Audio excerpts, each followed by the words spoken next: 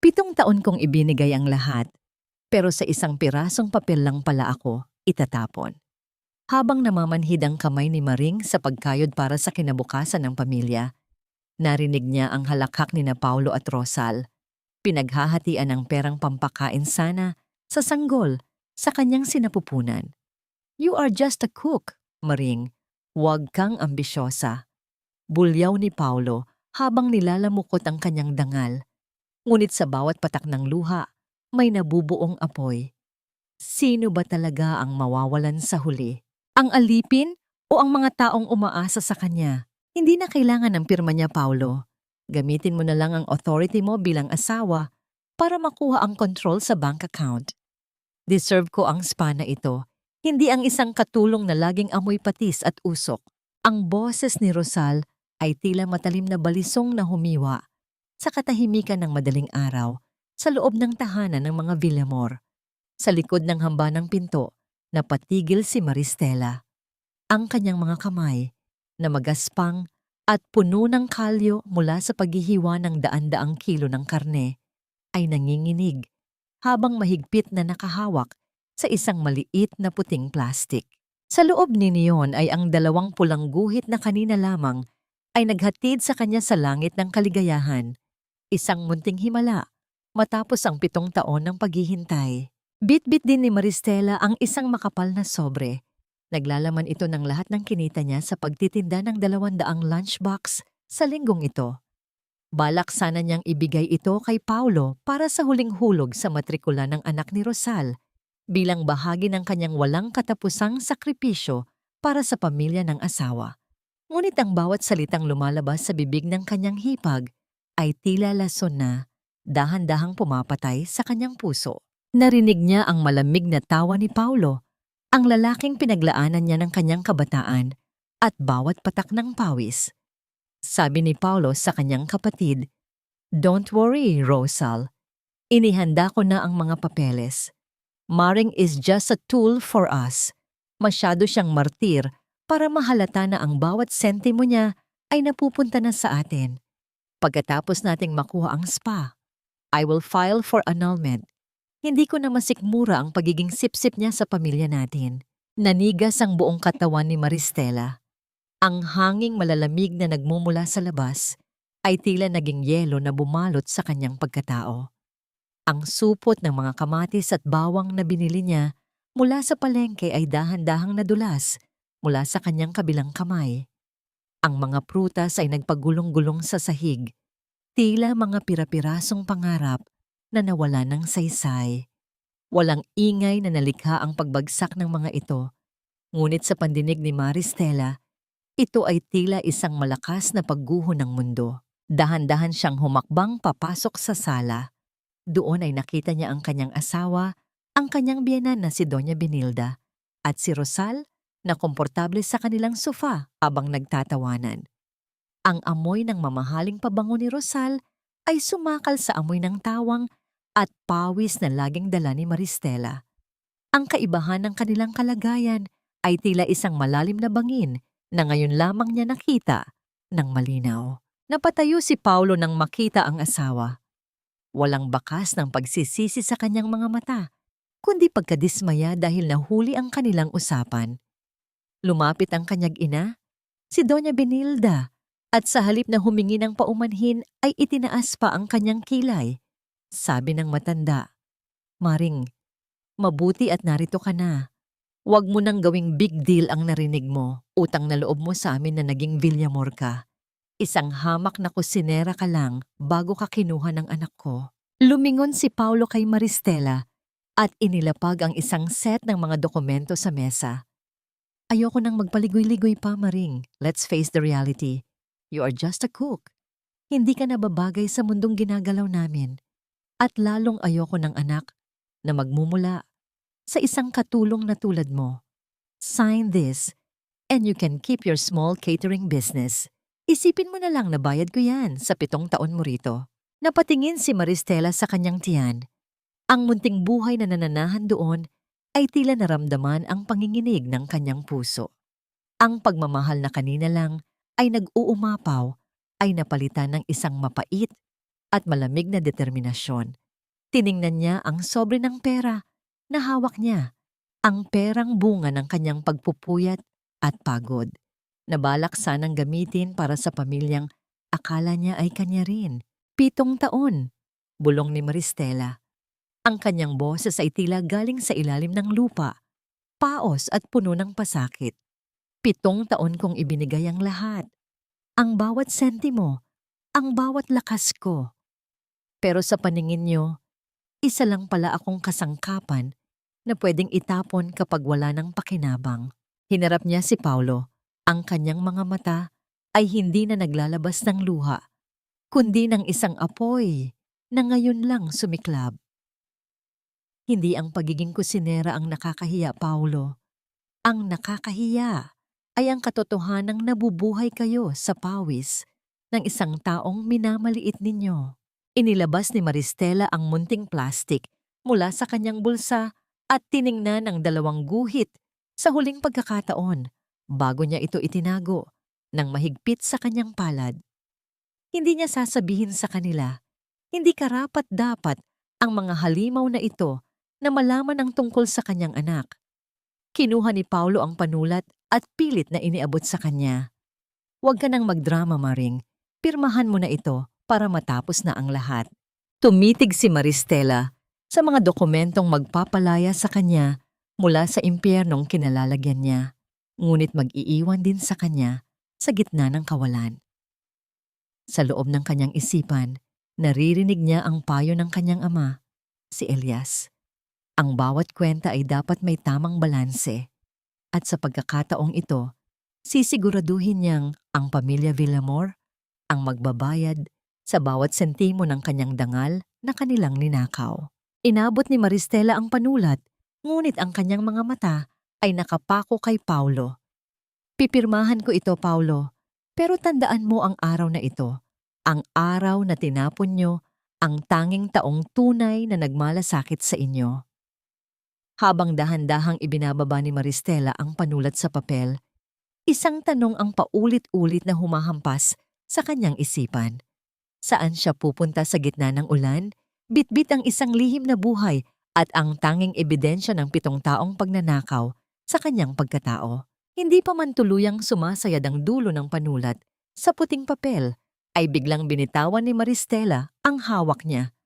Ang kanyang mga daliri ay tila nawalan ng lakas at ang panulat ay gumulong sa sahig. Lumikha ng isang mahinang tunog ng pagbagsak na tila isang babala. Hindi niya kayang gawin, hindi sa ganitong paraan. Ngunit bago pa siya makapagsalita, isang marahas na paghinga ang narinig niya mula sa kanyang likuran. Ang kanyang biyena na si Doña Benilda ay biglang humawak sa kanyang dibdib. Ang mukha ng matanda ay namutla at ang kanyang mga mata ay tumirik habang dahan-dahang bumubigay ang kanyang mga tuhod. Ang tunog ng kanyang katawang bumagsak sa malambot na alpombra ay naghatid ng kaba sa buong silid. Ang puso ko, Paulo, ang puso ko! Ang gumaralgal na sigaw ng matanda bago ito tuluyang napapikit at humandusay. Agad na dinaluhan ni Paulo ang kanyang ina. Ang mukha nito ay puno ng galit na lumingon kay Maristela. Look what you did, Maring.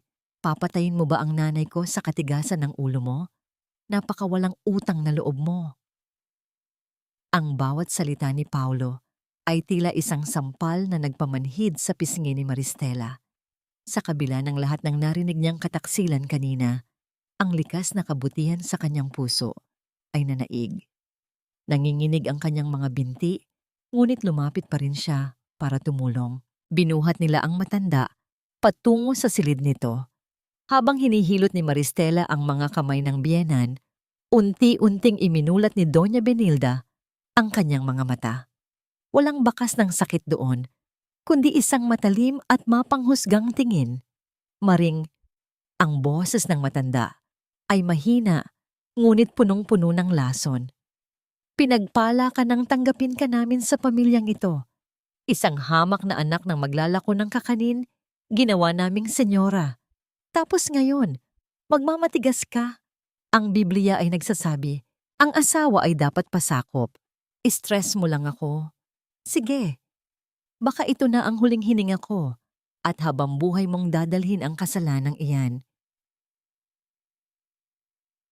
Ang bawat kataga ni Doña Benilda ay tila isang mabigat na kadena na pumupulupot sa leeg ni Maristela.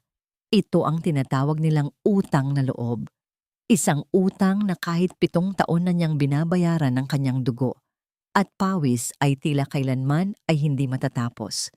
Sa gitna ng kanyang pagkalito, naalala ni Maristela ang kanyang ipon.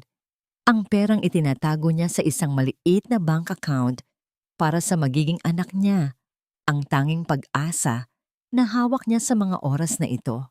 Tahimik siyang lumabas ng silid habang abala si Paulo sa pag-aasikaso sa kanyang ina. Kinuha ni Maristela ang kanyang luma at basag na cellphone. Gamit ang nanginginig na mga daliri, binuksan niya ang kanyang mobile banking app.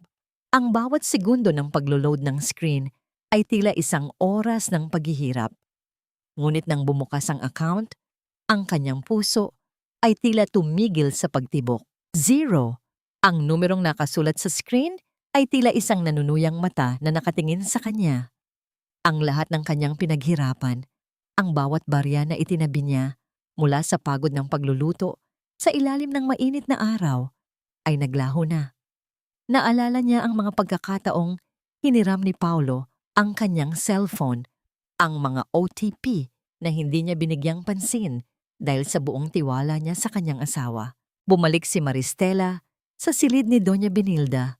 Ang kanyang paningin ay lumalabo dahil sa namumuong luha na pilit niyang pinipigilan. Nakita niya ang kanyang biyenan na nakasandal sa mga unan, tila isang reyna na naghihintay ng pagsisilbi. Sa kabila ng panginginig ng kanyang mga tuhod, kinuha ni Maristela ang isang baso ng maligamgam na tubig at maingat na iniabot ito sa matanda.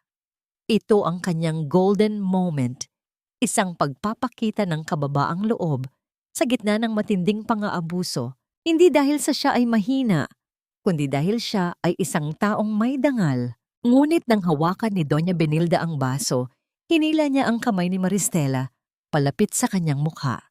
Isang malamig na ngiti ang sumilay sa mga labi ng matanda. Isang nangiting hindi makikita ng sinuman, kundi ni Maristela lamang. Huwag ka nang umasa sa pera mo, Maring. Nagastos na ni Rosal yon para sa down payment ng spa. Ang bulong ng matanda. Ang boses ay tila isang ahas na sumasitsit sa kanyang pandinig. Alam mo ba kung bakit ka namin kinuha? Hindi dahil mahal ka ni Paulo. Kinuha ka lang namin para may libre kaming tagapagluto at tagalinis na hindi kailangang bayaran. You were never a family, Maring. You were just a long-term investment that we are now ready to close.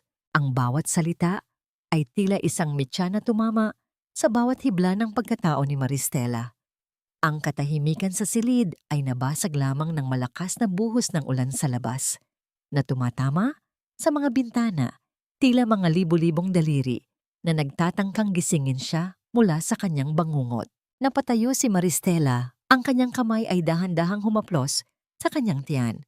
Ang sakit na nararamdaman niya ay hindi na lamang para sa kanyang sarili, kundi para sa munting buhay na ninakawan din ng kinabukasan ng mga taong ito.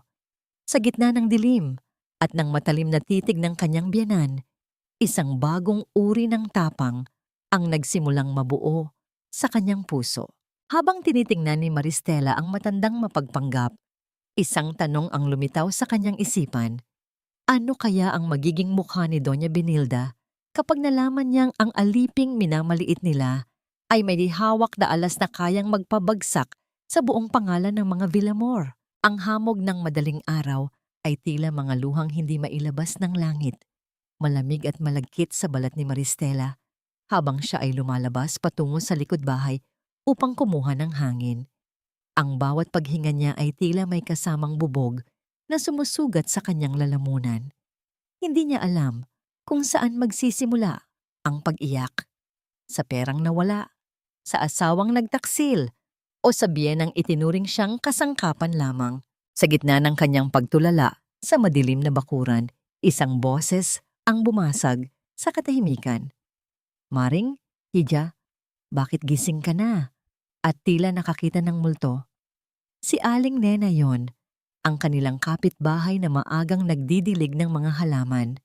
Ang liwanag mula sa bumbilya ng kalsada ay tumama sa mukha ni Aling Nena, na agad kinakitaan ng pag-aalala nang makita ang maputlang anyo ni Maristela. Napilitang ngumiti si Maristela, isang ngiting hindi umabot sa kanyang mga mata. Wala po, Aling Nena. Maaga lang po talagang nagising para maghanda ng mga sangkap. Lumapit si Aling Nena sa bakod. Ang kanyang boses ay bumaba sa isang bulong na puno ng pakikiramay. Huwag mo nang ikubli sa akin, Maring. Nakita ko ang sasakyan ni Paulo kagabi sa tapat ng bagong spa sa bayan. Kasama niya si Rosal at tila nagsasaya sila habang ikaw ay naririto at nagpapakapagod sa pagluluto. At narinig ko rin ang mga usap-usapan sa palengke. Hija, sinasabi ng mga tao na masyado ka raw kasing mabait. Kaya pati sarili mong pagkatao ay nakakalimutan mo na para sa mga taong hindi naman marunong tumanaw ng utang na loob. Ang mga salita ni Aling Nena ay tila mga latigo na muling humagupit sa sugatang puso ni Maristela. Ngunit ang susunod na sinabi ng matanda ang tuluyang nagpayanig sa kanyang mundo. At Maring, ingat ka. May nakakita kay Paulo na may kasamang ibang babae sa Maynila noong nakaraang linggo. Hindi ko gustong maging tagahatid ng masamang balita, pero bilang kapwa mo babae ayaw kitang makitang nagmumukhang tanga. Nanigas ang buong pagkatao ni Maristela. Ang impormasyong yon ay tila isang malakas na hampas ng alon na nagpatumba sa kanya. Habang pilit niyang pinatitibay ang kanyang loob, pumasok siyang muli sa loob ng bahay. Ang bawat hakbang niya sa sahig na gawa sa kahoy ay tila nagpapaalala sa kanya ng 7 taon ng paninilbihan na nauwi sa wala. Dumiretso siya sa maliit na silid na ginagamit ni Rosal bilang opisina. Alam niyang mapanganib ang kanyang ginagawa. Ngunit ang kuryosidad ay mas matindi kaysa sa takot. Sa ilalim ng isang tumpok ng mga magazine tungkol sa fashion, nakita niya ang isang maliit na kwaderno, ang lihim na listahan ng mga gastos ni Rosal. Nang buksan niya ang mga pahina, ang bawat salita at numero ay tila mga turok ng karayom sa kanyang mga mata. Nakasulat doon ang mga petsa at halaga na kinuha mula sa kanilang joint account. Pera para sa mamahaling bag, pera para sa facial treatments, at ang pinakamasakit sa lahat, investment for Paulo's secret business partner. Doon niya napagtanto na ang spa ay hindi lamang para kay Rosal. Ito ay isang paraan upang itago ang pera mula sa kanya bago ang nakaplano nilang pagpapaalis sa kanya. Habang binabasa niya ang mga huling entry, narinig niya ang tunog ng pagpihit ng hawakan ng pinto. Ang tibok ng kanyang puso ay tila isang tambol na nagbabanta sa kanyang dibdib. Mabilis niyang itinago ang kwaderno sa loob ng kanyang damit nang bumukas ang pinto at iniluwa si Paulo. Ang kanyang asawa ay may hawak na baso ng kape. Ang mga mata ay naniningkit sa hinala. Anong ginagawa mo rito, Maring? Sabi ko sa iyo, huwag kang papasok sa gamit ni Rosal. Naghahanap lang ako ng panulat, Paulo. Ang malamig at matapang na sagot ni Maristela, isang tono na hindi pa naririnig ni Paulo mula sa kanya. Bakit pangit? May itinatago ba kayo rito na hindi ko dapat makita? Bago pa makasagot si Paulo, ang katahimikan ng bahay ay muling nabasag ng tunog ng isang telepono na nagmumula sa sala. Ang ringtone-pringtone nito ay tila isang babala sa gitna ng tensyon. Pinunasan ni Maristela ang kanyang malamig na pawis at lumabas upang sagutin ang tawag. Hello? Is ito si Mrs. Maristela Villamor? Ang boses ng isang babae sa kabilang linya. Formal at tila may dalang mabigat na balita. Tumatawag po kami mula sa Rural Bank. Gusto lang po naming i-verify ang application para sa karagdagang loan na may collateral ang inyong ancestral house sa Cavite. Kayo po ba ang nag-authorize nito? Ang ancestral house, ang kaisa-isang ari-arian na iniwan ng kanyang yumaong ina na nakapangalan sa kanya. Ang mundo ni Maristela ay tuluyang dumilim. Ang mga Villamor ay hindi lamang nagnanakaw ng kanyang kasalukuyan, balak din nilang ubusin ang kanyang nakaraan at ang kinabukasan ng sanggol sa kanyang sinapupunan. Lumingon si Maristela kay Paulo na ngayon ay nakatayo na sa likuran niya. May isang mapait na ngiti sa mga labi na tila nagsasabing huli na ang lahat. Sa ilalim ng kanyang damit, naramdaman ni Maristela ang bigat ng kwaderno ni Rosal at sa kanyang isipan, isang matinding desisyon ang nabuo. Hindi na siya ang Maring na pwedeng apak-apakan. Kailangan ko ng 50,000, Maring. Ngayon na, i-transfer mo na sa account ko dahil kailangan ko nang i-confirm ang flight ko patungong Singapore. Ang boses ni Rosal ay tila isang utos na nagmumula sa isang reyna habang siya ay nakaupo sa hapagkainan at tinitingnan ang kanyang bagong manicure. Sa harap niya, si Maristela ay kakaserve pa lamang ng mainit na sinangag at tuyo. Ang almusal na inihanda niya pagkatapos ng 3 oras na pagtatrabaho sa madilim na kusina. Ang usok mula sa kape ay humahalo sa amoy ng bawang, ngunit para kay Maristela, ang hangin sa loob ng silid ay tila nauubos. Napatigil si Maristela sa pag-aayos ng mga plato. Ang kanyang likod ay kumikirot at ang sikmura niya ay bumabaligtad dahil sa morning sickness na pilit niyang itinatago.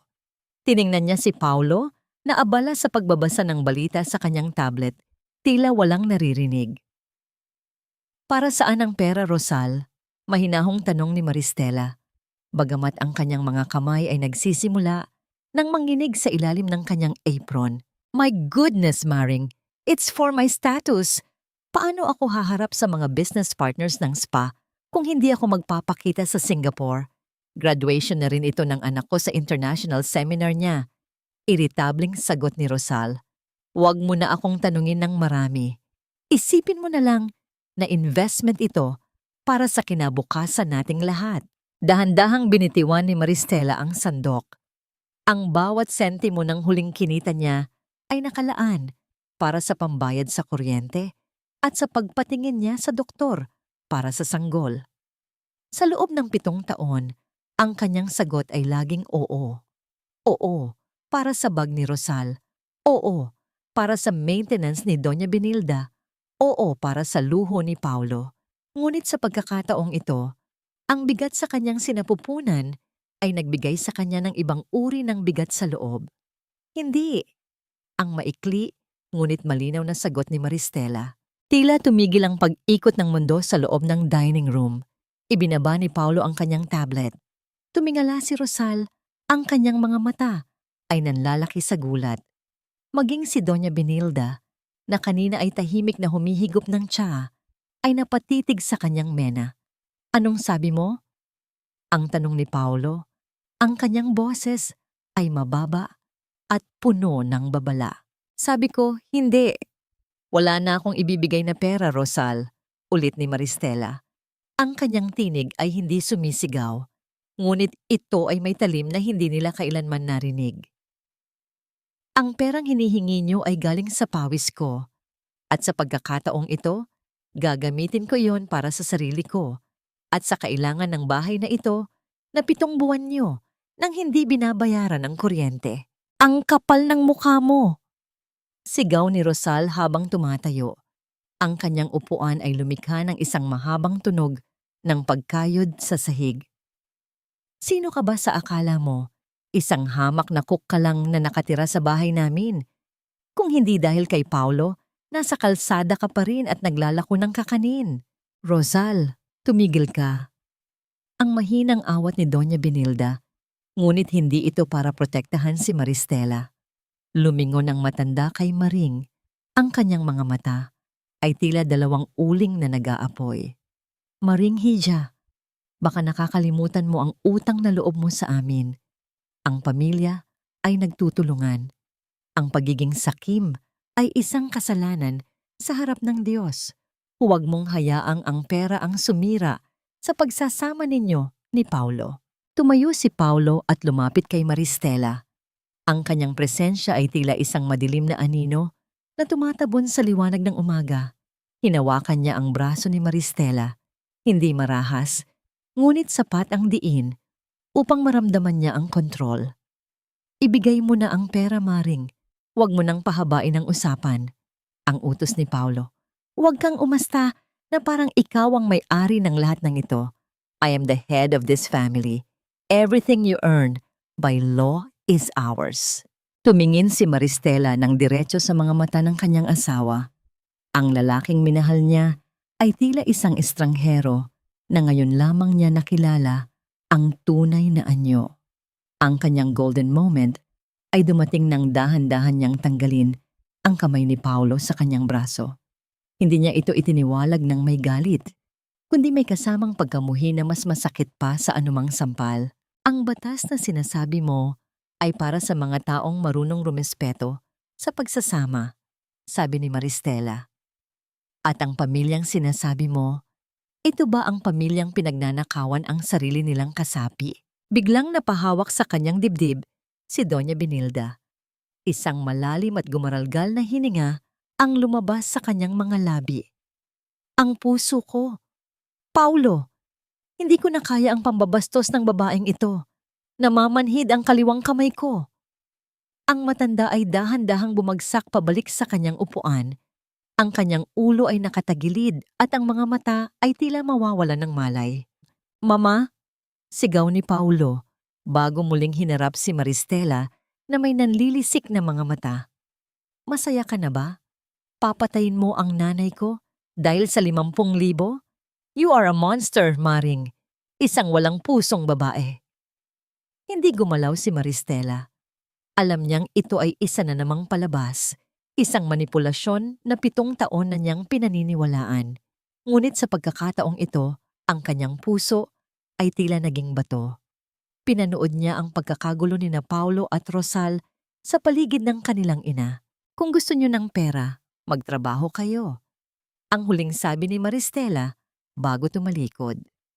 Ngunit bago siya makahakbang palayo, ang boses ni Paulo ay umalingaw-ngaw sa buong bahay, mas matalim pa sa anumang kidlat. Sige, umalis ka. Pero tandaan mo ito, Maring, kapag lumabas ka sa pintong iyan na hindi ibinibigay ang kailangan namin, sisiguraduhin ko na ang sanggol na yan na itinatago mo sa sinapupunan mo ay kailanman hindi mo mahahawakan. I will declare you mentally unstable. I will take everything, pati ang anak na akala mo ay magliligtas sa iyo. Napatigil si Maristela. Ang bawat hibla ng kanyang pagkatao ay nanginig sa takot na ngayon lamang niya naramdaman. Paano nalaman ni Paulo ang tungkol sa sanggol?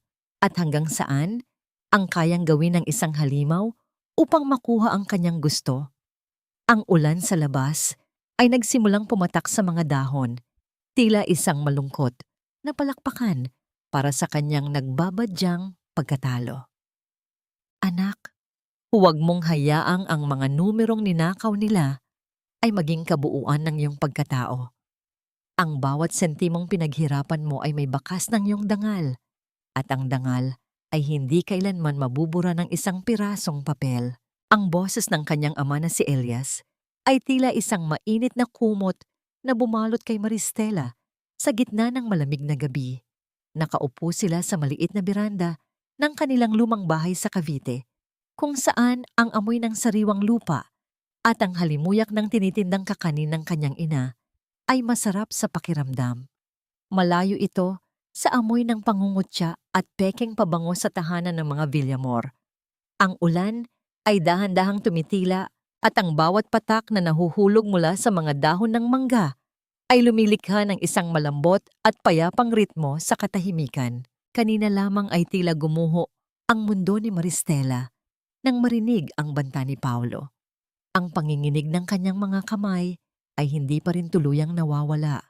Ngunit ang presensya ng kanyang ama, ang lalaking nagturo sa kanya na ang bawat kwenta ay dapat may katapat na katotohanan, ay nagbigay sa kanya ng lakas na huminga ng malalim. Papa, alam ni Paulo ang tungkol sa sanggol. Bulong ni Maristela.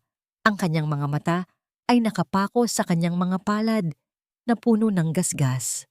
Binantaan niya ako. Sabi niya, gagawin niya akong mukhang baliw sa harap ng batas para makuha ang anak ko. Papa, natatakot ako. Baka totoo ang sinasabi niya. Wala akong kapangyarihan. Isa lang akong tagapagluto ng box lunch. Dahan-dahang inilapag ni Elias ang kanyang salamin sa mata sa ibabaw ng isang lumang ledger. Tumingin siya sa kanyang anak ng may lalim at tiwala na tila nakikita ang isang reyna sa likod ng isang pagod na kusinera. Ang kapangyarihan, Mariring, ay hindi laging nasa ingay o sa taas ng boses. Minsan, ito ay nasa ilalim ng mga dokumentong akala ng iba ay wala ng halaga. Noong tinuturuan kita ng accounting noong bata ka pa, hindi lang para marunong kang magbilang ng kita. Iyon ay para matuto kang magbasa ng mga anino sa likod ng mga numero. Dandam. Tumayo ang kanyang ina, si Luz Biminda, mula sa loob ng kusina at lumapit na may dalang isang plato ng bagong luto na kakanin.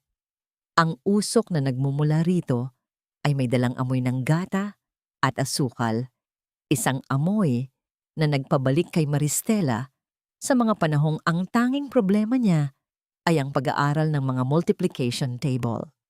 Ito ang kanyang golden moment, ang sandali kung saan naramdaman niya na sa kabila ng 7 taon ng pagiging alipin sa ibang bahay, dito sa munting kusina ng kanyang ina, siya ay palaging magiging sapat. Kinuha ni Elias ang isang makapal na folder mula sa ilalim ng kanilang lumang aparador. Hindi ako bulag, anak. Alam ko ang bawat perang ipinapadala mo rito para itago. At alam ko rin ang bawat transaksyong ginawa ni Paulo gamit ang pangalan mo. Bilang dating accountant ng kooperatiba, hindi ko hinayaang mabulok lang ang mga impormasyong ibinibigay mo sa akin sa tuwing humihingi ka ng payo. Binuksan ni Elias ang folder at dahan-dahang inilatag ang mga papel sa harap ni Maristela. May mga resibo doon na 7 taon na ang tanda, mga screenshot ng mga mensahe ng paghingi ng pera ni Rosal, at mga bank statement na nagpapakita ng irregular na paglabas ng pera patungo sa mga account na hindi pamilyar kay Maring. Ang bawat pagod mo, Maring, ay may resibo, sabi ni Elias. Ang boses ay puno ng determinasyon. Ang akala ni Paulo ay basura ang mga ito, pero para sa isang taong marunong magbasa ng katotohanan, ito ay mga bala. Hindi kanila kayang gawing baliw kung ang lahat ng ebidensya ay magsasabing ikaw ang haligi ng kanilang marangyang buhay habang sila ay mga anay na dahan-dahang umuubos sa iyo. Naramdaman ni Maristela ang isang kakaibang init sa kanyang dibdib. Ang takot na kanina ay tila isang malaking pader ay nagsimulang gumuho. Naalala niya ang bawat gabing hindi siya natutulog para lang makapagluto, ang bawat pangungutya ni Doña Benilda na tiniis niya dahil sa akalang iyon ang bayanihan sa loob ng pamilya. Papa, ang sabi ni Maristela, habang ang kanyang mga daliri ay humahaplos sa mga papel na tila mga sandata. Gusto kong bawiin ang lahat, hindi para sa akin, kundi para sa sanggol na ito. Ayokong lumaki siya sa isang mundong ang tingin sa amin ay basura. Tumango si Elias. Ngunit ang kanyang mukha ay biglang naging seryoso nang may maalala. May isa pa akong natuklasan, anak, tungkol sa ancestral house na sinasabi mong collateral sa loan. Hindi lang yon ang balak nilang kunin. May nakita akong pirma mo sa isang dokumento na hindi mo kailanman pinirmahan. Isang pirma na ginaya para sa isang kasunduan na magbibigay kay Paulo ng buong kontrol sa lahat ng ari-arian mo. Kahit ang mga mamanahin mo pa lang, ang katahimikan sa biranda ay naging mabigat. Ang tunog ng mga kuliglig sa paligid ay tila naging isang mabilis na babala. Ang pagnanakaw ng mga Villamor ay mas malalim at mas madilim kaysa sa inaasahan niya. Sino ang tumulong sa kanila, Papa? Ang tanong ni Maristela. Ang kanyang boses ay tila isang matalim na hangin. Tumingin si Elias sa kanyang anak at sa liwanag ng munting bumbilya, nakita ni Maristela ang isang pangalan sa ibaba ng isang pekeng dokumento. Ang pangalang iyon ay hindi kay Paulo, hindi kay Rosal, at lalong hindi kay Doña Benilda. Ito ay isang pangalang hindi niya inaakalang magiging bahagi ng kanyang paghihirap. Habang tinititigan ni Maristela ang pangalang iyon, Isang bagong tanong ang nagsimulang gumitaw sa kanyang isipan. Gaano karaming tao pa ang nakipagsabwatan para ubusin ang kanyang pagkatao? At handa ba siyang harapin ang katotohanan na ang kalaban ay nasa loob mismo ng kanyang pinagkakatiwalaang bilog? Ang hangin sa loob ng mansyon ng mga Villamor ay tila naging kasing lamig ng semento, tuyot at walang buhay, kahit papuno ang hapagkainan ng mga mamahaling kubyertos at kristal. Gabi ng mahalagang hapunan para sa mga boss at kliyente ni Paulo sa real estate. Ito ang gabing dapat ay magpapakitang gilas si Maristela sa kusina upang itaguyod ang imahe ni Paulo bilang isang matagumpay na lalaking may perpektong asawa. Ngunit habang naglalakad si Maristela patungo sa sala, bit-bit ang kanyang maliit na maleta at ang lihim na kwaderno na nakatago sa kanyang dibdib. Walang kahit anong bango ng pagkain ang lumalabas mula sa kusina. Ang bawat hakbang niya sa makinis na tiles ay lumilikha ng isang malinaw at determinadong tunog, tila isang martsa patungo sa digmaan na siya lamang ang nakakaalam. Maring, bakit hindi ka pa nakasuot ng apron? Nasaan ang mga catering boxes? Ang bulyaw ni Paulo nang makita siya. Nakasuot ang asawa ng mamahaling suit na binili gamit ang ipon ni Maristela. At sa tabi nito ay si Rosal na tila isang reyna sa kanyang bagong bestida. Ang mga boss ko ay darating na sa loob ng 1 oras. Kailangan ko ng 200 serving ng iyong espesyal na beef caldereta at paella. Galaw-galaw. Dahan-dahang inilapag ni Maristela ang kanyang maleta sa gitna ng sala. Ang ingay ng pagtama ng bag sa sahig ay tila isang malakas na deklarasyon ng pagtatapos. Tiningnan niya si Paulo, hindi na may takot o pagmamahal, kundi may matinding pagkamuhi na pinalamig ng 7 taong pagtitiis. Wala kang pagkaing aasahan sa akin ngayon, Paulo. At wala na ring bukas. Ang mahinahon, ngunit matalim na sagot ni Maristela. Ang kanyang boses ay tila isang talim na dahan-dahang humihiwa sa kumpiyansa ni Paulo. Anong drama ito, Maring? Singit ni Doña Benilda habang bumababa sa hagdan. Ang kanyang mga alahas ay kumikinang sa ilalim ng chandelier. Mga alahas na muling nagpaalala kay Maring ng kanyang ninakaw na kinabukasan. Huwag mo kaming pahiya sa harap ng mga bisita. Pagkatapos ng gabing ito, pag-uusapan natin ang tungkol sa loan. Pero ngayon, bumalik ka sa kusina. Dito naganap ang kanyang golden moment. Dahan-dahan, tinanggal ni Maristela ang kanyang suot na lumang cotton na apron, ang simbolismo ng kanyang 7 taong paninilbihan. Maingat niya itong itinupi, tila isang mahalagang alaala na ngayon ay wala ng halaga, at inilapag sa ibabaw ng marangyang sofa.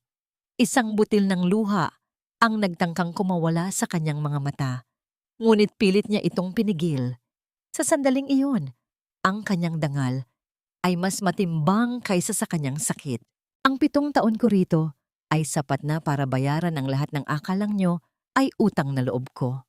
Sabi ni Maristela habang nakatingin ng diretso kay Paulo. Ang 200 box na kailangan mo, gawin mo.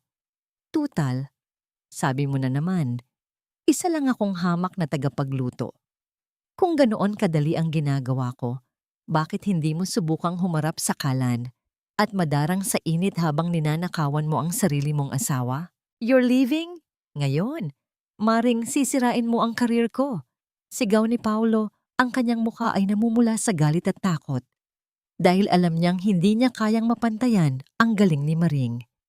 Lumapit siya at sinubukang hawakan ang braso ni Maristela. Ngunit bago pa siya makadikit, tinaas ni Maristela ang kanyang kamay. Huwag mo akong hahawakan, Paulo. Ang bawat haplos mo ay nagpapaalala sa akin kung gaano mo ako nalinlang. Ang sabi ni Maring, ang kanyang tinig ay may awtoridad na ngayon lang lumabas. Nakaimpake na ang lahat ng ebidensya ng pagnanakaw niyo sa akin. Ang bawat resibo, ang bawat pekeng pirma. Kita-kita na lang tayo sa korte. Kinuha ni Maristela ang kanyang maleta at nagsimulang maglakad patungo sa pinto. Sa kanyang likuran, narinig niya ang histeryosong sigaw ni Rosal tungkol sa kung paano sila mapapahiya sa mga kliyente at ang mga mura ni Paulo na tila mga desperadong pagtatangka na ibalik ang kanyang kontrol. Nang buksan ni Maristela ang malaking pinto ng mansyon, ang malakas na buhos ng ulan ay agad sumalubong sa kanya. Ngunit sa halip na lamig, ang naramdaman niya ay kalayaan. Ang bawat patak ng tubig sa kanyang balat ay tila naghuhugas sa 7 taon ng dumi at pangaapi. Huminto siya sa labas ng gate at lumingon sa bahay na minsan niyang tinawag na tahanan, ngunit naging kulungan pala. Ang mga ilaw sa loob ay nagsimulang mag-flicker dahil sa lakas ng bagyo, tila isang babala ng nagbabadyang pagguho ng imperyong itinayo ng mga Villamor sa ibabaw ng kanyang mga luha. Sumakay si Maristela sa isang naghihintay na sasakyan, bitbit ang kanyang anak sa sinapupunan at ang tanging sandata na magpapabagsak sa kanila. Habang papalayo ang sasakyan, isang tanong ang nananatiling nakabitin sa malamig na hangin. Paano haharapin ni Paulo ang kanyang mga boss sa loob ng 30 minuto kung ang tanging yaman na nagpapatakbo sa kanyang buhay ay tuluyan ng kumawala sa kanyang mga kamay? Hindi lahat ng pag-alis ay isang pagkatalo. Minsan, ang paghakbang palayo sa gitna ng unos ay ang tanging paraan upang mahanap ang dalampasigan ng sariling kapayapaan. Ang bawat butil ng ulan na tumatama sa bubong na yero ng lumang bahay sa Cavite ay tila isang marahang haplos ng kalikasan, malayo sa marahas na hampas ng bagyo sa mansyon ng mga Villamor. Sa loob ng maliit ngunit malinis na kusina ng kanyang ina, nakatayo si Maristela sa harap ng isang malaking kawa. Ang usok na nagmumula sa kumukulong gata ay may dalang amoy ng sariwang dahon ng pandan, isang amoy na nagpapapaalala sa kanya na siya ay nasa isang ligtas na dambana. Ngunit sa likod ng bango ng pagkain, ang katawan ni Maristela ay sumisigaw ng pagod. Ang kanyang likod ay tila binabaklas at ang kanyang mga paa ay namamanhid dahil sa maghapong pagtayo. Higit sa lahat, ang munting buhay sa kanyang sinapupunan ay tila nakikiramay sa kanyang pinagdadaanan. Ang bawat pag-ikot ng kanyang sikmura ay isang paalaala na hindi na lamang siya nag-iisa sa laban na ito. Hija, maupo ka muna. Hayaan mong ako na ang maghalo niyan, ang malambing na utos ni Luz Viminda, habang kinukuha ang sandok mula sa nanginginig na kamay ng anak. Dito naganap ang kanyang golden moment. Sa halip na maupo, dahan-dahang isinandal ni Maristela ang kanyang ulo sa balikat ng kanyang ina. Ang gasgas na balat ng kamay ni Luz Viminda na humahaplos sa kanyang buhok ay naghatid ng isang uri ng init na 7 taon niyang hindi naramdaman. Sa sandaling iyon, hindi siya ang matapang na maring na lumayas sa mansyon. Siya ay muling naging isang anak na naghahanap ng kalinga. Ang katahimikan nila ay binalot ng tunog ng kumukulong pagkain, tila isang awit ng paghilom sa gitna ng gabi. Kinabukasan, ang payapang kapaligiran ng Cavite ay napalitan ng formal na tensyon. Sa loob ng isang maliit, ngunit maayos na opisina, kaharap ni Maristela si Attorney Caridad Montero. Ang abogada ay kilala sa kanyang talim sa mga kaso ng domestic at financial abuse, at ang kanyang mga mata ay tila nakakabasa ng bawat lihim na nakatago sa mga dokumento. Inilatag ni Maristela ang lahat, ang kwaderno ni Rosal, ang mga ledger ni Elias, at ang mga resibo ng kanyang 7 taong pagpapagal. Ang bawat paglipat ng pahina ni Attorney Caridad ay sinusundan ng isang mabigat na katahimikan. Ang tunog ng pag-ikot ng electric fan sa sulok ay tila nagbibilang ng bawat segundong lumilipas habang hinihintay ni Maristela ang hatol ng batas. Maring, malinaw ang pattern dito. Simula ni Attorney Caridad, ang kanyang boses ay tila isang matigas na bato. Financial abuse ito sa pinakamataas na antas. Ginamit nila ang iyong pagiging asawa upang ubusin ang iyong mga resources. Ngunit may isang bagay akong napansin sa mga dokumento ng bahay na sinasabi ni Paulo na kukunin niya sa iyo. Napaayos ng upo si Maristela. Ang ancestral house sa Cavite, ang tanging huling alaala ng kanyang pamilya. Anong ibig ninyong sabihin, attorney? Binantaan niya ako na itatapon niya kami sa kalsada. Isang matipid na ngiti ang sumilay sa mga labi ng abogada habang itinuturo ang isang particular na clause sa deed of absolute sale at sa titulo ng lupa. Ang akala ni Paulo, dahil asawa mo siya, ay may karapatan na siya sa lahat. Ngunit nakalimutan niyang tignan ng petsa at ang pinagmulan ng pondo na ginamit sa pag-aayos ng bahay na ito noong nakaraang 3 taon. Maring, ang bahay na tinitirhan niyo sa Maynila, ang akala niyang mansyon niya, ay may malaking butas sa legalidad. Kinuha ni Attorney Caridad ang isang magnifying glass at ipinakita kay Maristela ang isang maliit na detalye sa pirma ng orihinal na may-ari at ang status ng mortgage. Paulo has been bluffing all along. Ang pagpapatuloy ni Attorney Caridad, ang kanyang boses ay puno ng kumpiyansa. Ang bahay na yon ay hindi pa lubos na naisasalin sa pangalan niya dahil may mga utang pa siya sa bangko na hindi niya nababayaran. At ang pinakaimportante, ang loan application na sinasabi mong ginamit ang ancestral house mo bilang collateral, hindi iyon maaprubahan dahil ang pirma mo roon ay hindi tumutugma sa iyong tunay na lagda sa mata ng mga awtoridad. Tumigil ang abogada at tumingin ng diretso sa mga mata ni Maristela. Ang susunod niyang sinabi ay tila isang kidlat na nagbigay ng liwanag sa madilim na hinaharap ni Maring. Ngunit may mas malaki tayong nadiskubre, Maring. Ang lupa kung saan nakatayo ang spa ni Rosal at ang mismong bahay na tinitirhan nila ngayon. Ayon sa mga records, ang bahaging iyon ng lupa ay hindi kailanman naging ari-arian ng mga Villamor. Ang may-ari ng lupang iyon ay isang taong matagal nang nawawala. At base sa aking pagsasaliksik, may malaking posibilidad na ang taong iyon ay may direktang ugnayan sa iyong pamilya. Napatayo si Maristela. Ang kanyang puso ay tila isang tambol na mabilis ang pagtibok. Sino po ang may-ari ng lupang iyon, attorney? Dahan-dahang iniharap ni Attorney Caridad ang isang luma at dilaw na dokumento. Ang pangalang nakasulat doon ay hindi lamang pamilyar kay Maristela, kundi ito ay ang pangalang naging dahilan kung bakit siya laging minamaliit ng mga Villamor.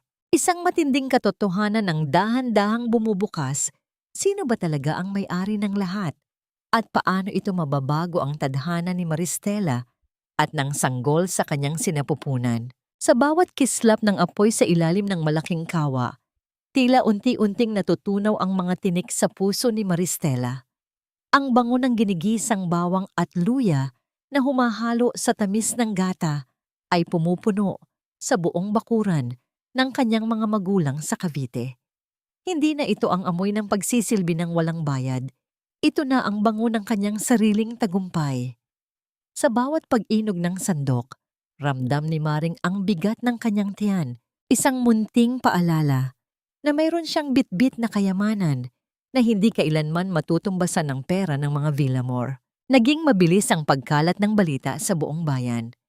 Ang kusina ni Maring ay naging bukambibig hindi dahil sa bongga nitong advertisement, kundi dahil sa lasa ng pag-ibig at pagtitiyaga na nanunuot sa bawat subo ng kanyang mga ulam.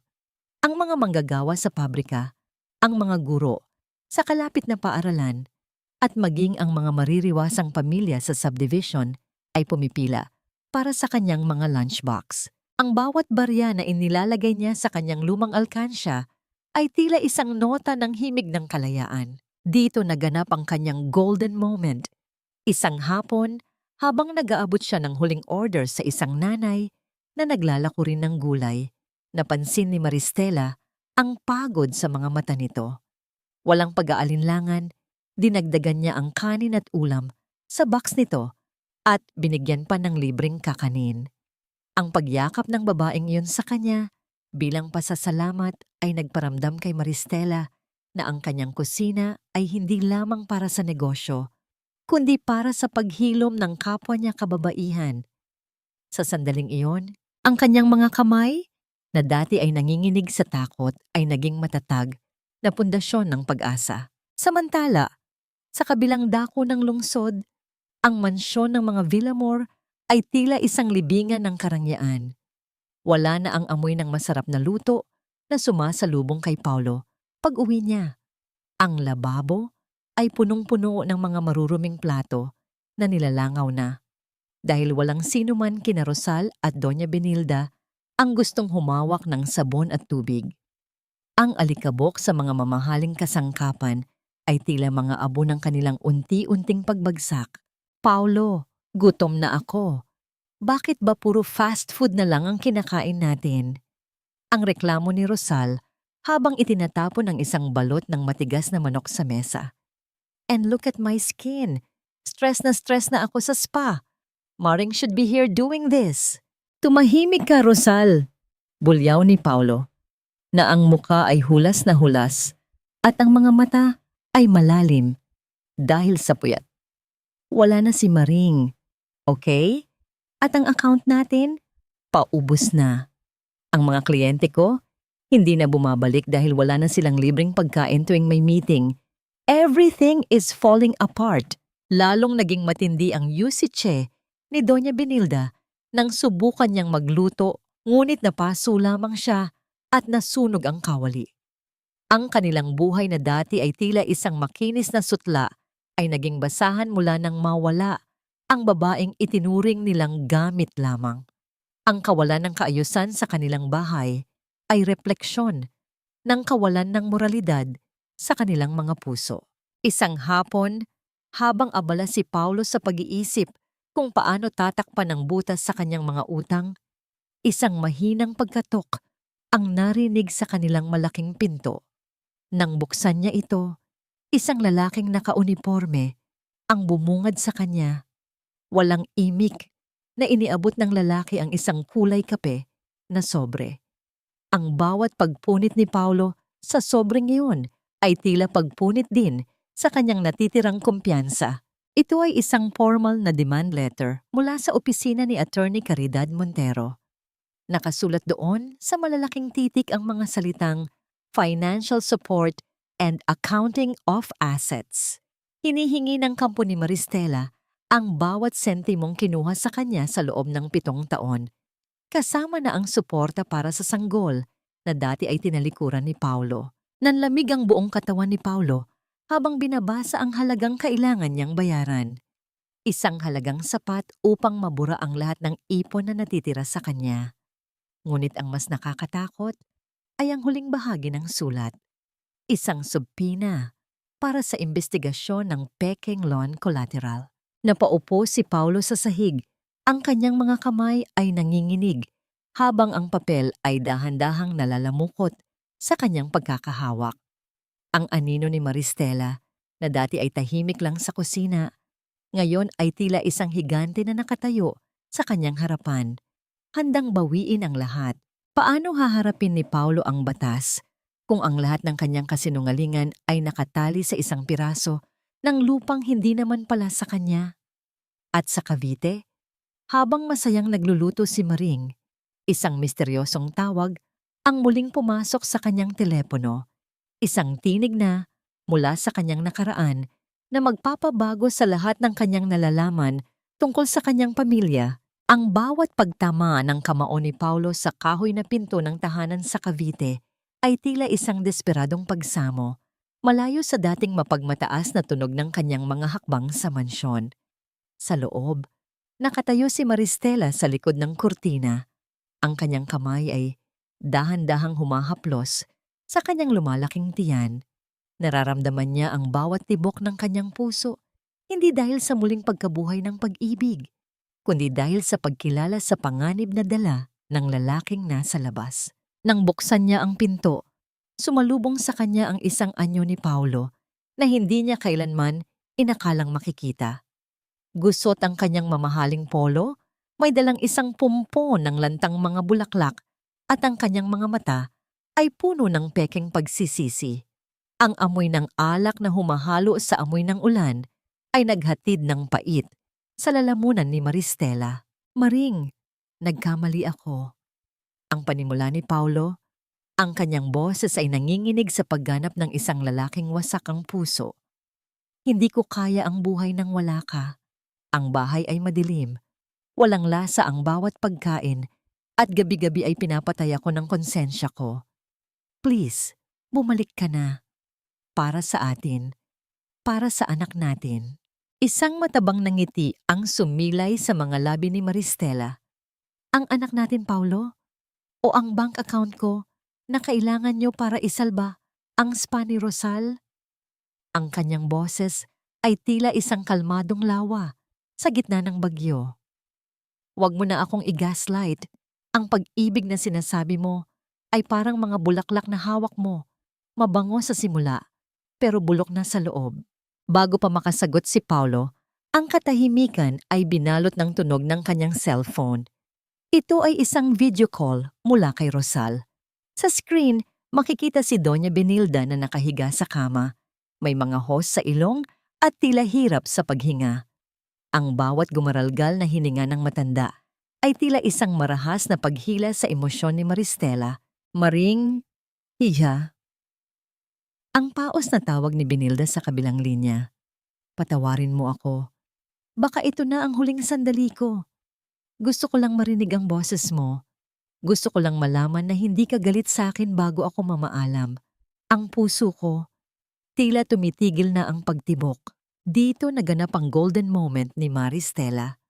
Sa kabila ng lahat ng sakit na naig ang kanyang pagiging tao, pumayag siyang sumama kay Paulo pabalik sa mansyon para sa isang huling pagkakataon, hindi bilang asawa, kundi bilang isang saksi sa huling sandali ng kanyang biyenan.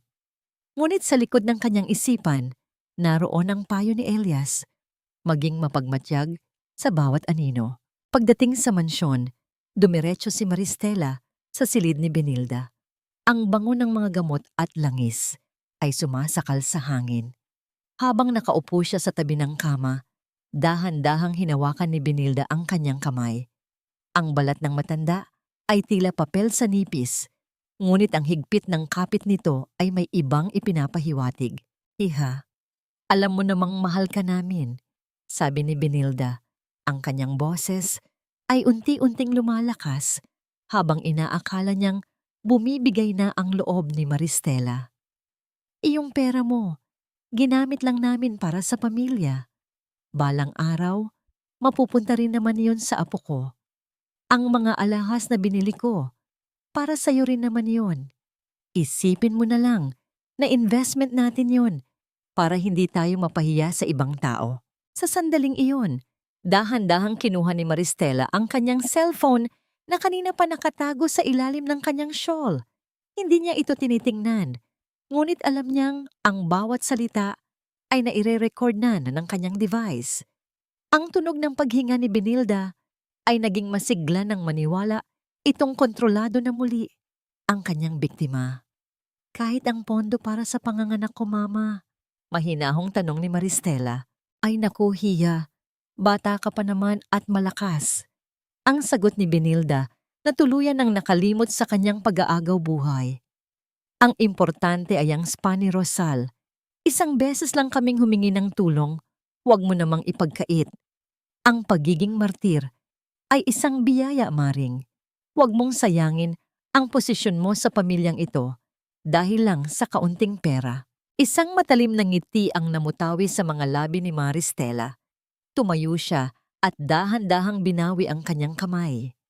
Sa kanyang pandinig, ang marahang tunog ng pagtatapos ng recording sa kanyang telepono ay tila isang malakas na hatol ng kamatayan para sa reputasyon ng mga Villamor. Tapos na ang palabas, Mama, sabi ni Maristela. Ang kanyang tinig ay malamig at puno ng puot. Ang bawat salitang sinabi mo ay sapat na para patunayan sa korte kung gaano niyo ako ninakawan. Hindi lang pera ang kinuha niyo, kundi ang tiwala ko. At ang alahas na sinasabi mo, isuot mo yan hanggang sa huling sandali mo. Dahil iyan na lamang ang matitira sa inyo. Napatayo si Benilda mula sa pagkakahiga. Ang kanyang sakit ay tila himalang naglaho sa loob ng isang segundo. Ang kanyang mukha ay namula sa galit at takot habang nakatingin sa cellphone ni Maristela. "Anong ginawa mo?" Ang histeryosong sigaw ni Benilda, habang sa pintuan ay nakatayo si Paulo at Rosal, gulantang sa bilis ng pangyayari. "Ang ginawa ko?" Ulit ni Maristela habang naglalakad palabas ng silid. "Tinapos ko na ang 7 taon ng aking pagiging bulag at sa pagkakataong ito, hindi lang ako ang makakarinig ng katotohanan. Buong Cavite at ang korte ang makikinig sa inyo." Habang bumababa si Maristela sa hagdan, naramdaman niya ang isang malakas at masiglang sipa mula sa kanyang sinapupunan. Ito ay isang sipa ng pag-asa, isang paalaala na ang katotohanan ay may sariling paraan ng pagpapalaya. Ang mga sigaw ni na Paulo at Rosal sa kanyang likuran ay tila mga huling hininga ng isang naghihingalong halimaw. Ang bawat hakbang ni Maristela sa harap ng Imperial Wellness Spa ay tila paglalakad sa ibabaw ng mga pira-pirasong salamin, makintab sa malayo, ngunit nakakasugat kapag tinapakan. Ang gusali ay may marangyang disenyo, may mga palamuting ginto at malalaking bintana. Ngunit sa likod ng mga kurtinang pelus, ramdam ni Maristela ang isang uri ng mabulok na katotohanan. Ang amoy ng lavender at peppermint na lumalabas sa exhaust fan ay hindi sapat upang itago ang amoy ng luma at mamasa-masang pader. Isang metapora para sa buhay na itinayo ni Rosal. Bit-bit ang isang maliit na lalagyan ng kanyang espesyal na pansit. Pumasok si Maristela sa loob. Hindi siya pumunta rito bilang biktima, kundi bilang isang saksi sa sariling pagbagsak ng kanyang mga kaaway.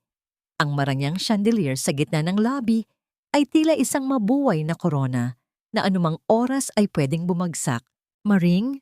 Oh my God! Anong ginagawa mo rito? This is a private and high-end establishment, hindi ito palengke." Ang boses ni Rosal ay pumailan lang, puno ng kaba na pilit ikinukubli ng pagmamataray. Nakasuot siya ng isang mamahaling silk robe, ngunit ang kanyang mga mata ay may malalim na itim na bilog. Tanda ng mga gabing walang tulog dahil sa paghabol ng mga utang. Hindi kumibo si Maristela. Dahan-dahan niyang inilibot ang kanyang paningin sa paligid. Napansin niya ang mga empleyadong nakaupo sa isang sulok, mukhang matagal nang hindi nakakatanggap ng sweldo. Ang mga gamit sa spa ay tila hindi nababawasan dahil walang mga kliyenteng dumarating. Ang katahimikan sa loob ay hindi ang katahimikan ng relaksasyon, kundi ang katahimikan ng isang negosyong naghihingalo. Dito naganap ang kanyang golden moment. Lumapit si Maristela sa isa sa mga dingding na akala ng lahat ay gawa sa tunay na marmol. Gamit ang kanyang kuko, dahan-dahan niyang kinaskas ang gilid nito. Ang marmol ay natuklap. Inilalabas ang katotohanang ito ay gawa lamang sa murang sticker at plywood. Tumingin siya kay Rosal nang may matinding awa, hindi dahil sa hirap ito, kundi dahil sa desperasyon nitong maging isang taong hindi naman siya kailanman magiging. "Ang ganda ng pagkakabalat kayo, Rosal," ang mahinahong sabi ni Maristela. "Parang ang buhay niyo ni Paulo. Mukhang matatag, mukhang mayaman, pero sa isang kaskas lang, lumalabas ang bulok na kahoy sa ilalim." "Lumayas ka rito!" sigaw ni Rosal. Ang kanyang boses ay tila isang gasgas na plaka. "I built this with my own sweat and blood. You are just a bitter cook." "With your own sweat? O sa pawis ko?" bawi ni Maristela. "Alam ko na ang lahat, Rosal. Ang perang kinuha niyo sa akin ay hindi naging investment. Ginamit mo yon para bayaran ang mga dating utang niyo kay Don Manolo, ang loan shark na kasosyo niyo. At ang spa na ito, isang front lamang ito para pagtakpan ng mga illegal na transaksyon ni Paulo sa kumpanya niya." Namutla si Rosal. Ang kanyang mga labi ay nanginginig at hindi makapagsalita. Ang bawat salita ni Maristela ay tila isang pako na itinatarak sa kabaong ng kanyang mga pangarap. Sa sandaling iyon, isang lalaking nakauniforme ang pumasok sa loob. Bit-bit ang isang tumpok ng mga papeles at isang malaking sticker na kulay pula. Ang tunog ng pagpihit ng pintuan ay tila isang huling hininga ng gusali. Walang sabi-sabing idinikit ng opisyal ang sticker sa salaming pinto ng spa. Nakasulat doon sa malalaking titik, "Closed. Cease and desist order." Hindi maaari. May pagkakamali rito. Histeryosong sigaw ni Rosal habang sinusubukang tuklapin ang sticker, ngunit ang kanyang mga kamay ay tila walang lakas. "Paulo! Paulo, tulungan mo ako!" Ngunit walang Paulo na dumating. Ang tanging naroon ay si Maristela, nakatayo ng matuwid, habang ang hangin mula sa labas ay nagdadala ng amoy ng paparating na ulan. Ang Imperial Wellness Spa, na simbolo ng 7 taong pagnanakaw sa kanya, ay tuluyan ng naging isang huwad na alaala. Habang naglalakad si Maristela palayo, narinig niya ang tunog ng pagbagsak ng isa sa mga plywood na dingding sa loob, isang malinaw na senyales ng tuluyang pagguho. Ngunit bago siya makalayo, isang itim na sasakyan ang huminto sa kanyang tapat. Bumukas ang bintana at lumabas ang mukha ng isang tao na matagal nang hindi nakikita sa bayan, ang misteryosong partner ni Paulo na may hawak ng susi sa tunay na pagkatao ni Maristela. Ang tanong na nananatili sa isipan ni Maristela, sino ang taong ito na tila alam ang bawat detalye ng kanyang buhay at ano ang kinalaman nito sa lupang kinatatayuan ng gumuguhong imperyo ng mga Villamor? Hindi sapat ang 7 taon para burahin ang sugat na iniwan ng isang maling sumpa. Ngunit sapat na ang isang gabi para mapagtanto na ang kalayaan ay hindi nakukuha sa pagtakas, kundi sa pagharap sa sariling anin. Ang bawat hibla ng kurtina sa bintana ng kanyang silid sa Cavite ay tila sumasayaw sa marahang ihip ng hangin, dala ang amoy ng basang lupa at ang malambot na halimuyak ng mga bulaklak ng kalachuchi sa labas. Nakaupo si Maristela sa gilid ng kanyang kama. Ang kanyang mga kamay ay dahan-dahang humahaplos sa bilog ng kanyang sinapupunan. Sa katahimikan ng gabi, naramdaman niya ang isang mahinang paggalaw mula sa loob. Isang munting sipa na tila nagsasabing, "Narito ako, huwag kang susuko." Dahan-dahan niyang tiningnan ang kanyang kaliwang kamay. Wala na roon ang gintong singsing na 7 taon niyang isinuot ng may pagmamalaki, ngunit ang maputing marka na iniwan nito sa kanyang balat ay tila isang multo ng kanyang nakaraan. Ito ang kanyang golden moment, ang matagal na pagtitig sa bakas ng singsing, hindi nang may pagsisisi, kundi nang may malalim na pagkilala sa babaeng namatay at muling nabuhay sa loob ng 7 taon. Ang bawat kalyo sa kanyang palad ay tila mga medalya ng isang digmaang siya lamang ang nakakaalam. Pumasok ang kanyang ina, si Luz Viminda, bitbit ang isang baso ng gatas na may halong luya. Ang bawat hakbang ng kanyang ina sa sahig na gawa sa kahoy ay tila isang pamilyar na himig ng seguridad. Walang imik na naupo ang matanda sa tabi ni Maring at inilapag ang mainit na inumin. "Maring, anak." Ang mahinang tawag ni Luz Viminda, ang kanyang boses ay tila isang marahang pag-agos ng tubig. Minsan, ang pagpapatawad sa sarili ay mas mahirap kaysa sa pagpapatawad sa iba. Huwag mong sisihin ang iyong sarili dahil nagmahal ka at nagtiwala. Ang 7 taon na yon ay hindi nawala. Iyon ay nagpanday sa iyo para sa laban na ito. Yumakap si Maristela sa kanyang ina. Isinasandal ang kanyang ulo sa balikat na amoy araw at amoy kakanin. Isang butil ng luha ang dahan-dahang gumulong sa kanyang pisngi. Tila isang huling pag-amin ng kanyang pagod. "Sana lang po, Nay, matapos na ito. Para sa anak ko, ayokong lumaki siyang may bitbit na galit." Ngunit ang kapayapaang iyon ay mabilis na nabasag nang marinig ang tunog ng isang motorsiklong huminto sa tapat ng kanilang gate. Isang formal na sobre ang iniabot ng isang courier, isang dokumentong may tatak ng korte na hindi nagmumula kay Attorney Caridad. Nang buksan ni Maristela ang sulat sa ilalim ng liwanag ng lampara, ang kanyang paningin ay tila nagdilim. Ang bawat salitang nakasulat doon ay tila isang lason na dahan-dahang kumakalat sa kanyang sistema. Ito ay isang counterclaim mula sa kampo ni Paulo. Adultery. Ang salitang yon ay nakasulat sa malalaking titik, tila isang marahas na sigaw sa gitna ng katahimikan. Binabantaan siya ni Paulo ng isang kasong kriminal. Ayon sa dokumento, meron silang mga testigo na magpapatunay na ang sanggol sa kanyang sinapupunan ay hindi kay Paulo, kundi bunga ng isang pakikipagrelasyon sa ibang lalaki noong sila ay magkasama pa. Nanigas ang buong pagkatao ni Maristela. Alam niyang ito ay isang malaking kasinungalingan, isang desperadong hakbang ni Paulo upang gawin siyang unfit mother at mawalan ng karapatan sa anumang ari-arian. Ang tunog ng kanyang mabilis na paghinga ay tila isang babala ng nagbabadyang gulo. "Nay, tingnan mo ito," ang nanginginig na sabi ni Maristela habang iniabot ang papel. Gagawa sila ng kwento.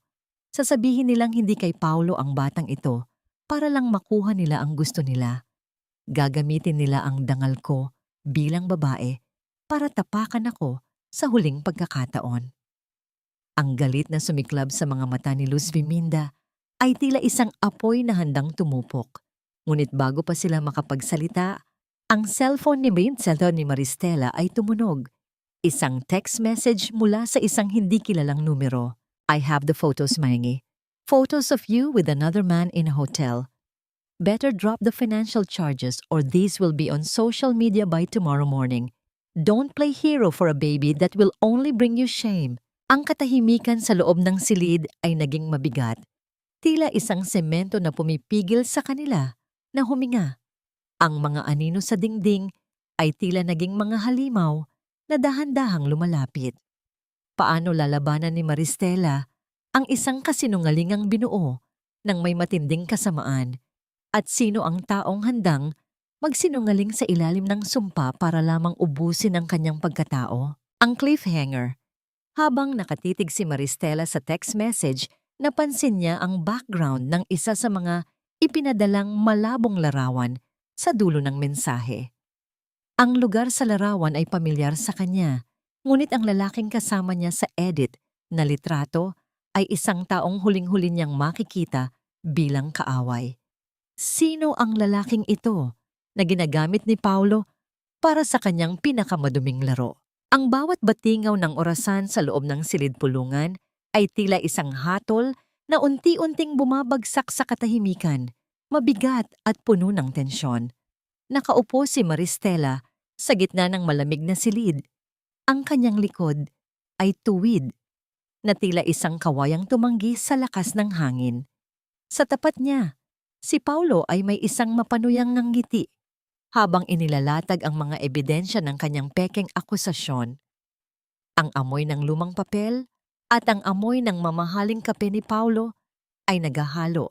Lumilikha ng isang kapaligirang nakakasakal. "Ati, ito ang mga larawan," ang mayabang na sabi ni Paulo habang inililipat ang mga malabong kopya patungo sa mediator.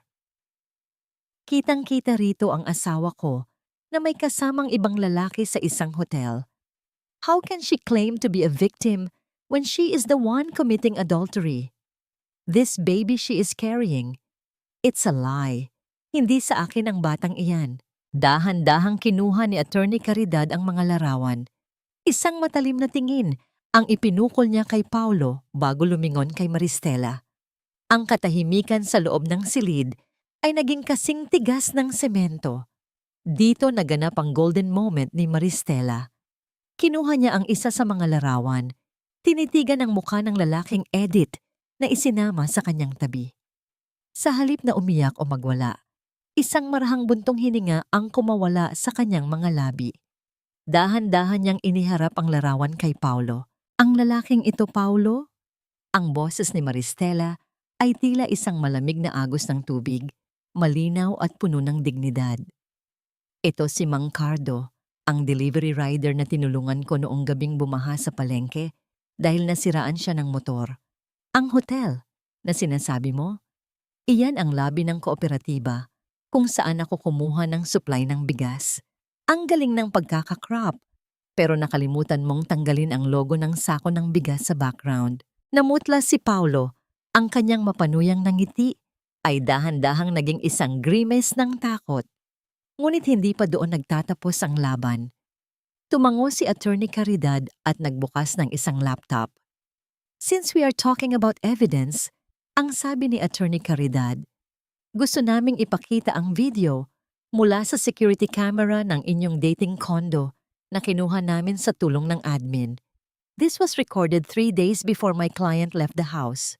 Isang malaking screen ang bumukas sa pader. Ang bawat paggalaw ng mga tao sa screen ay tila isang marahang paglantad ng katotohanan. Nakita sa video sina Paulo, Rosal, at Doña Benilda sa sala.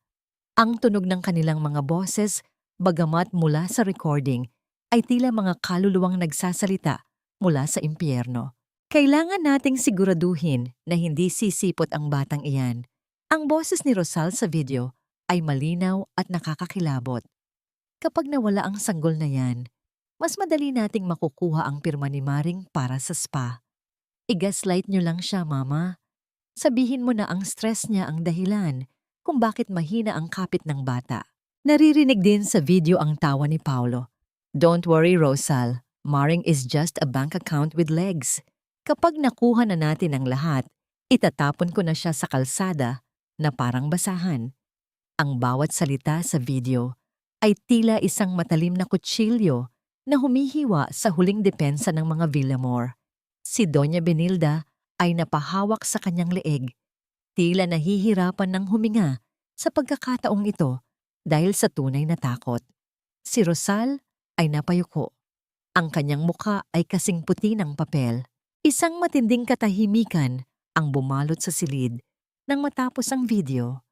Ang mediator ay dahan-dahang nagtanggal ng kanyang salamin at tumingin kay Paulo nang may matinding pagkamuhi. Ang tunog ng pagtiklop ng folder ng mediator ay tila isang malakas na hudyat ng pagkatalo. Mr. Villamor! Ang sabi ng mediator. Ang kanyang boses ay nanginginig sa galit.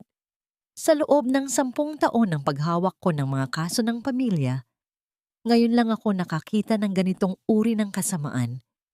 Hindi lamang ito pagnanakaw ng pera.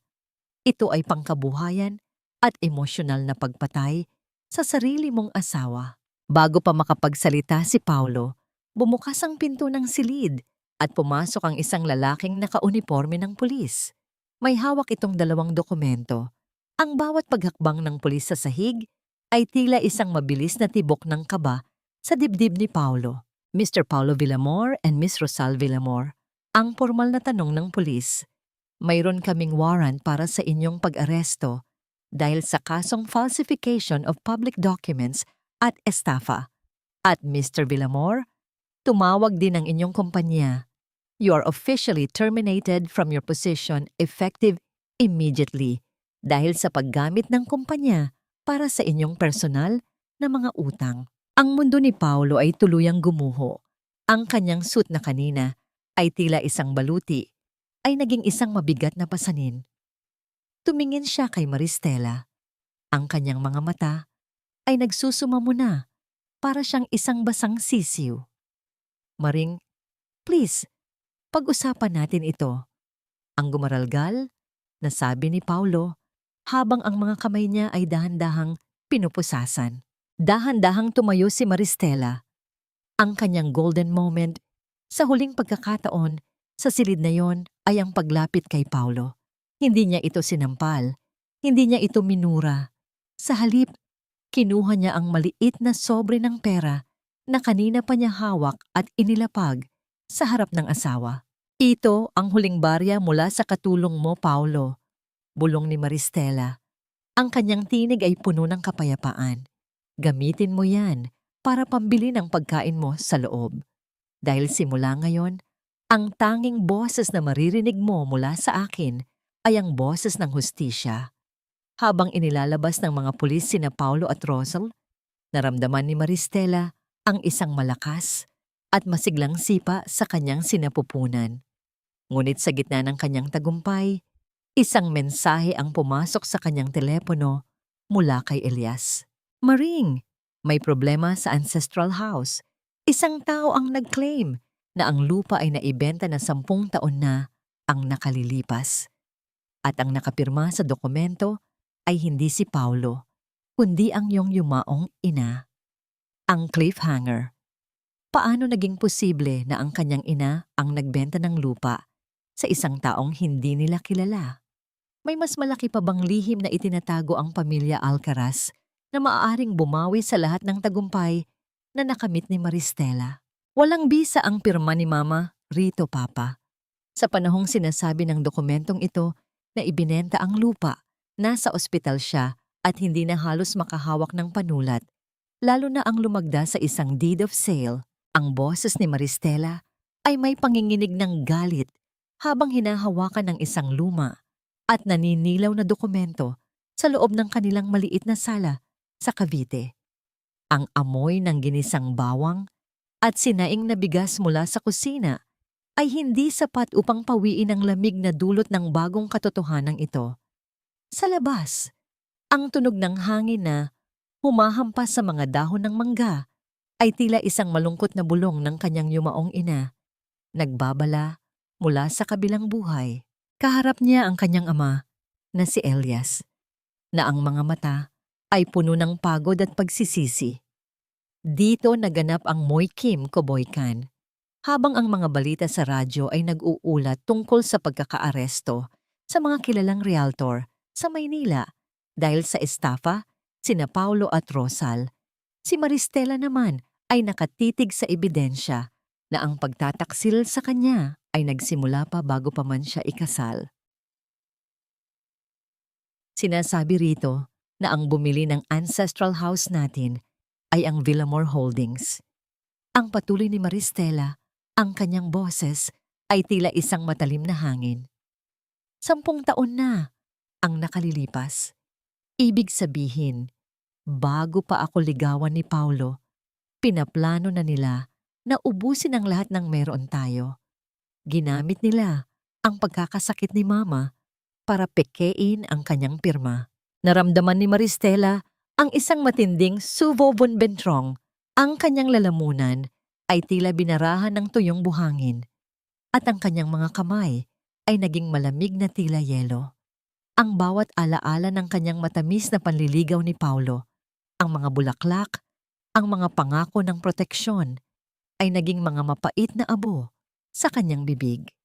Ang lahat ng iyon ay isang mahabang dula, isang sistematikong pangungurakot sa isang pamilyang payak ang pamumuhay.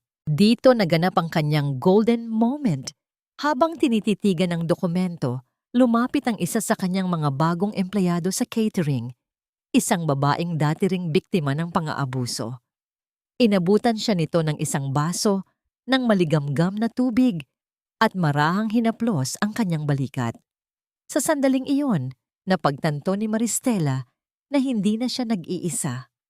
Ang kanyang kusina ay naging isang dambana ng mga sugatang puso na dahan-dahang naghihilom.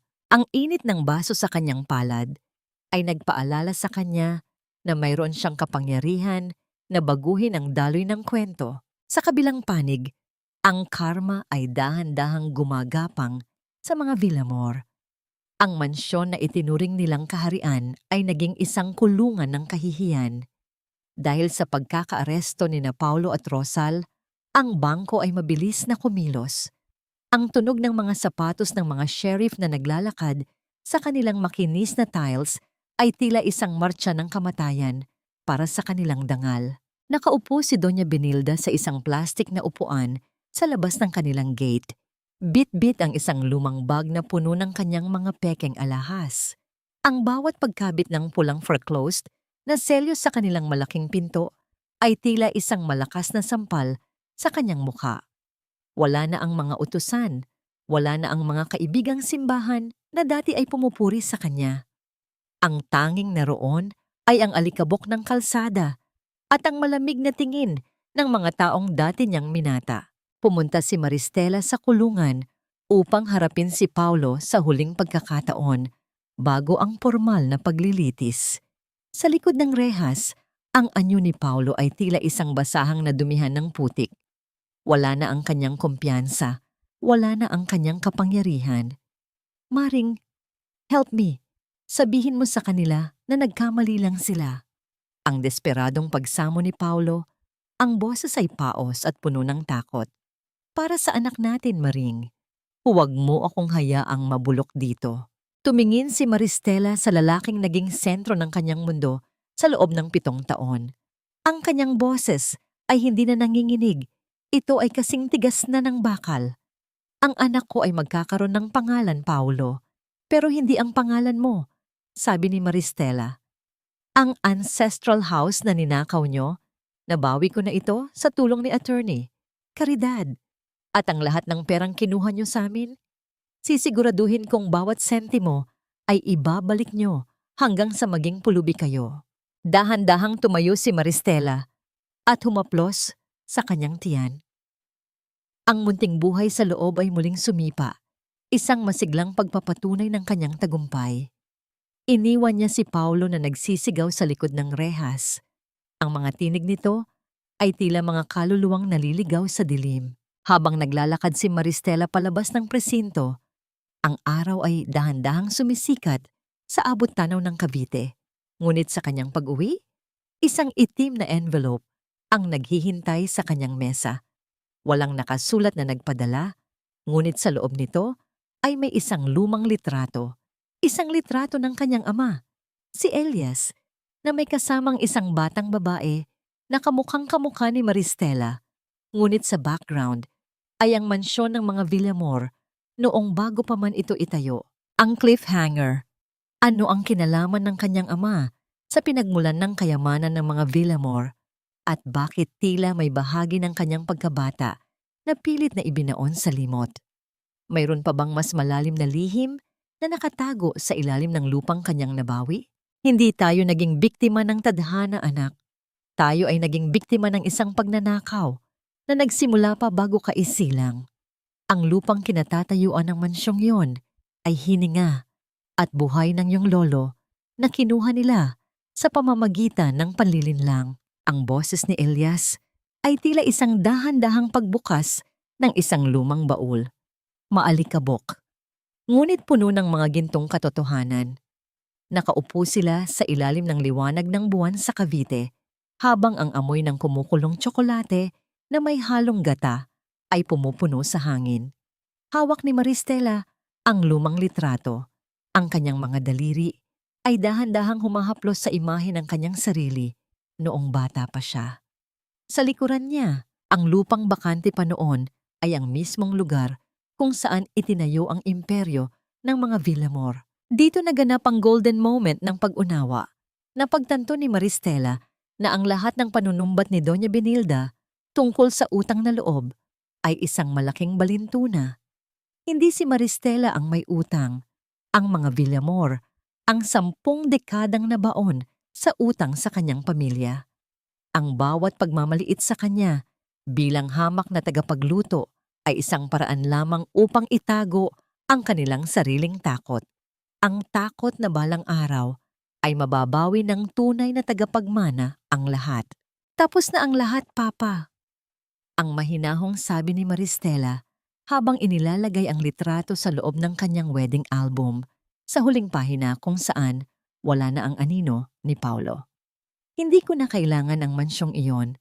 Ang binuo kong kusina rito ay mas matibay kaysa sa anumang pundasyong gawa sa kasinungalingan.